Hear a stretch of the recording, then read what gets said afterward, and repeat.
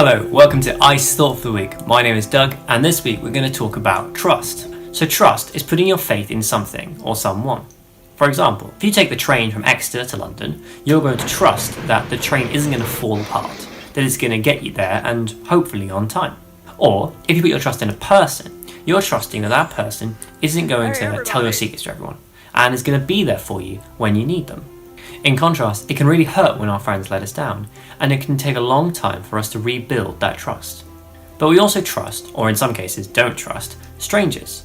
For example, in a recent survey, it found that 96% of the British public trusted nurses, and 92% of the British public trusted doctors. And there are also people that we definitely don't trust. For example, politicians.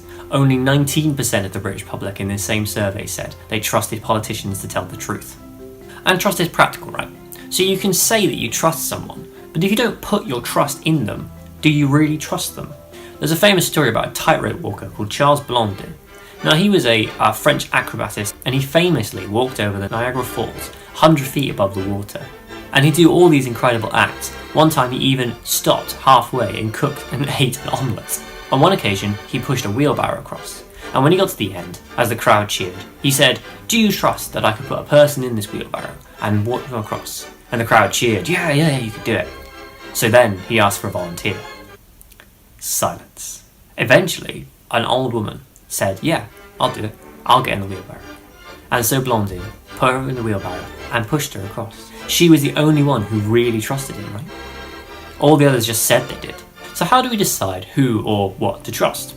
Well, it's on record or on relationship. We trust people because we've trusted them before, and they have proven that they're trustworthy. That's trusting people on their track records. Like trusting a good ladder.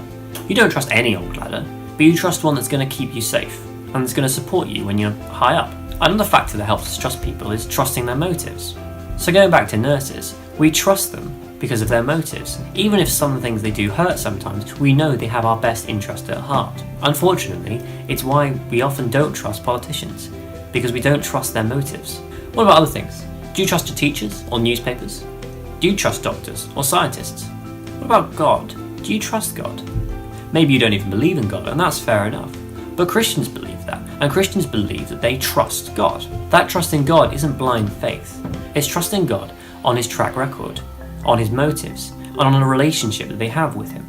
So my last question to you is, are you trustworthy? Are you someone that others can trust and put their faith in? Do you build up your friends and support them? Maybe today, ask your friends if they trust you.